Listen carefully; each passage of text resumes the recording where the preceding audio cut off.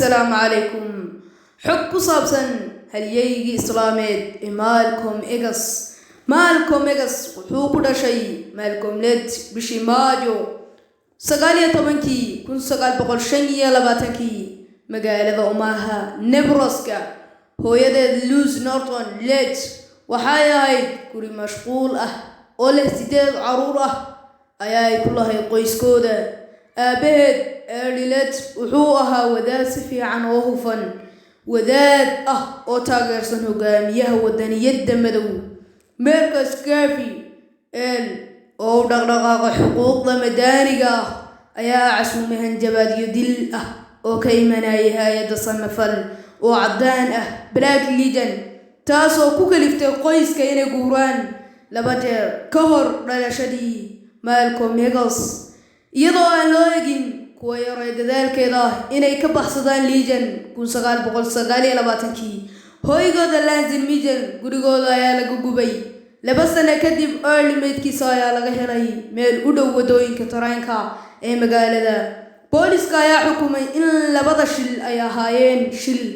laakiin in yar oo kamid ayaa hubnaa in xubnaha Black Legion ay mas'uul ka ahaayeen Luz waxay kula kulantay jahwareer xagga shucuurta dhowr sano kadib geeridii ninkeedii waxayna u heelanayd hay'ad maskaxeed caruurteeda ayaa loo qaybiyay inta u dhaxaysa guriga korinta maalkomna wuxuu ahaa arday caqli badan oo diiradda saaraya wuxuu ka qanjabiyay dugsiga hoose dhexe ee madaxiisa fasalkiisa si kastaba ha noqotee markii macallin uu aad u jeclaa uu sheegay maalkom riyadiisa ahayd inuu noqdo qareen ما لهن يوران معقولة أولو قتلق لينيغو مالكم محولم يحيسي سكولكا ويسكدايي وقت بوكو قاطي بوسطون ما ششت توحو كشقي شقوين آن عادهين كدب وحو آدي هيرلم نيويورك هالكاسو كو قري دنبيو يرير سنة كيكو سغال بقلب يفتكي مالكم وحو وحالو حري جيل إساقيا صاحبكي وانا رسوداي صاحبكي سيوها شورتي جيرفيس waxay ku noqdeen Boston sanadkii 1946 haddana waa la xiray oo lagu xukumay dambiyo la xiriira burcadnimo Malcolm waxa lagu xukumay 10 sano oo xabsi waxa lagu sii daayay siideynta sharafeed kadib markii uu shaqeeyay si aan caadi ahayn diinta islaamka uu shaqeeyay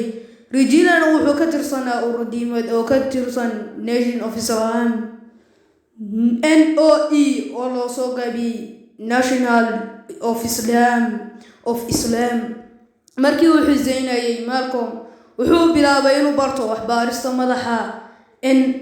NEO-LG Muhammad wuxuu baray bulshada cadaanka ay si firfircoon uga shaqeynayay la saaxiibtamaan dadka Mareykanka Afrikaanka isla markaana ay gaaraan guul siyaasadeed dhaqaale iyo bulsho joodooyinka kala dhexdooda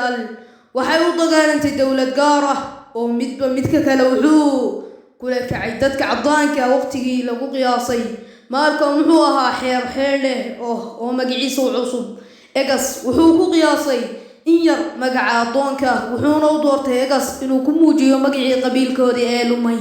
hogaamiyada shacaqli iyo codkarnimo Malcolm waxa loo magacaabay wasiirka afayeenka qaranka Islaamka Ilyas Muhammad wuxuu kaloo mas'uul ka yahay samaynta masaajidyo cusub oo laga dhisay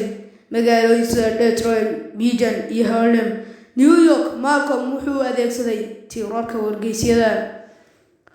New York Malcolm markii uu adeegsaday tiirarka wargeysyada raadiyaha iyo telefishinka si uu ugu faafiyo fariinta NEO ee loo soo qaabsaday National of Islam ee Mareykanka oo dhan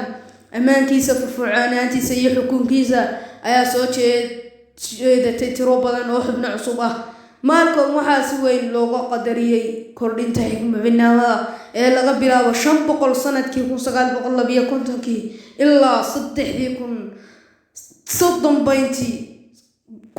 1963 dadweynaha iyo muranadii ku saabsanaa Malcolm waxay ka dhigeen Magnet Media waxa lagu soo bandhigay xayisiis usbuuc gaar ah oo telefishinada lagu soo daayay xiisadaha cunsuriyadda ayaa kor u kacay muddadii 1960 marka lagu daro warbaahinta Malcolm shakhsiyaankiisa oo muuqday wuxuu soo jiitay indhaha dawladda markii xubinka NEO oo si koray ayaa wakiilo FBI da gudaha u galeen ururka oo ay ka mid noqdeen ilaaladii Malcolm oo si qarsoodi ah u dhigay kutaan silsilado kamarado iyo qalab kale oo ilaalinaya si ay ula socdaan dhaqdhaqaaqa kooxda.